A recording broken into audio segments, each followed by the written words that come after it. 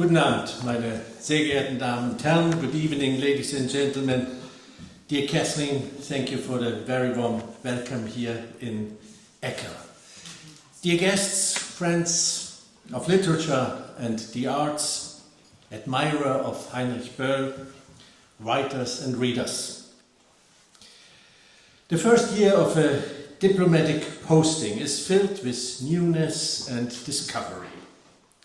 For those of us lucky enough to be posted to Ireland, we can only marvel at the many riches that this country has to offer, in the form of its wonderful people, beautiful landscapes, and, of course, its cultural heritage and history.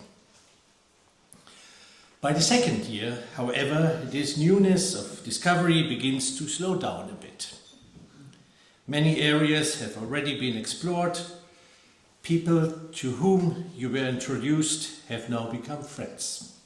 Nonetheless, in this second year, in which I am now as German ambassador in Ireland, one discovers the delight in having the opportunity to return to specific experiences.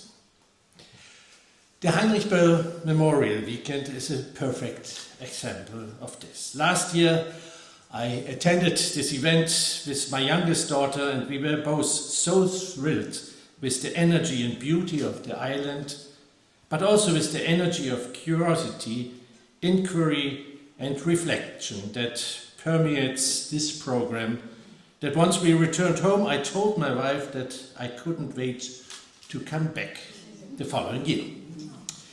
She will attest to the fact that both of us have worked hard to guard this date in our calendars so that nothing would prevent us from coming. So thank you for the repeat invitation, and let me tell you that we are truly delighted to be here. As a diplomat, I'm obviously asked by my country to move around to different countries in order to represent my homeland.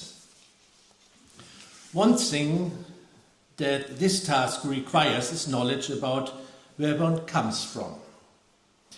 The other thing it requires is an openness and a curiosity about where one is. To listen and look and learn. Over the years, as I have come to understand these essential tasks more and more, I have also come to understand the importance of the environment in a contextual sense. And never has this seemed more vibrant and vital than it has since I have moved to Ireland. A country with an overwhelmingly beautiful natural landscape that can sometimes be simultaneously harsh and challenging, with turbulent weather patterns, miles of rough terrain, and historical obstacles that make one marvel at its continued survival. When I was here last year, I may have known all this, but it occurs to me this year that I understand it now even better. In part because of the type of reflection that this weekend encouraged last year. Once again, we are all gathered here today to listen to some very compelling and invigorating presentations. Much of it centers around art and its political context and consequence.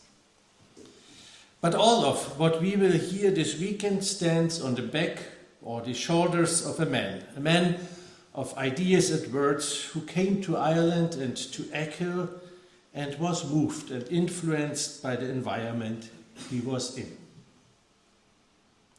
Would he have ideas to write down in the form of a Tagebuch, a diary, had he found himself, say, in Dallas, Texas? No doubt, but it is also without doubt that those ideas would not have been the same.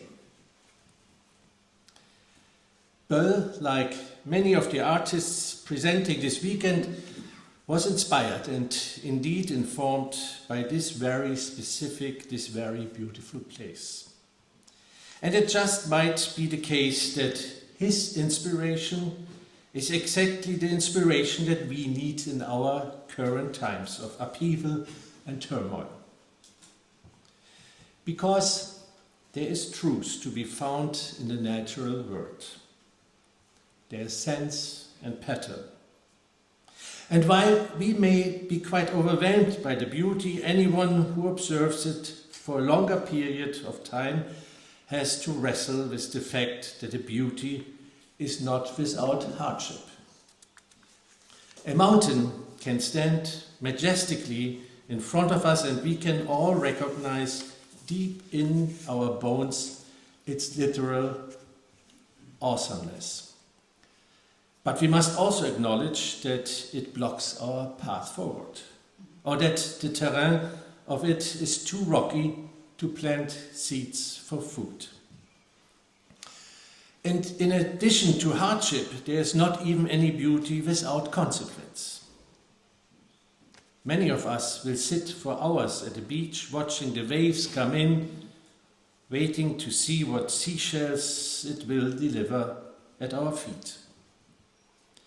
But those same waves, particularly in our times of climate crisis, can bring the consequence of erosion, which delivers something very different from seashells. But regardless of hardship and regardless of consequence, there is meaning in all of it. There are lessons to be learned and inspiration to be taken. And one cannot help but believe, as I'm sure Böll did, that we as human beings were meant to mine that meaning. This weekend we will be given so many unique opportunities to do this type of mining. Of course, we will be able to take part in numerous fascinating presentations. If we choose, we can take a writing seminar, contemplate history or the politics of performance. But we can also just do the island and on our own or under the excellent guidance of our wonderful tour guides. And we can try to fathom what it is that so inspired Böll. But when we do that, we must remember the time in which we came here, in which he came here.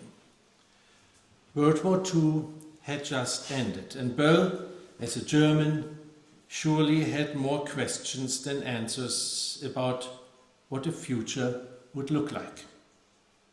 How would the seemingly impossible road to German and indeed European recovery unfold?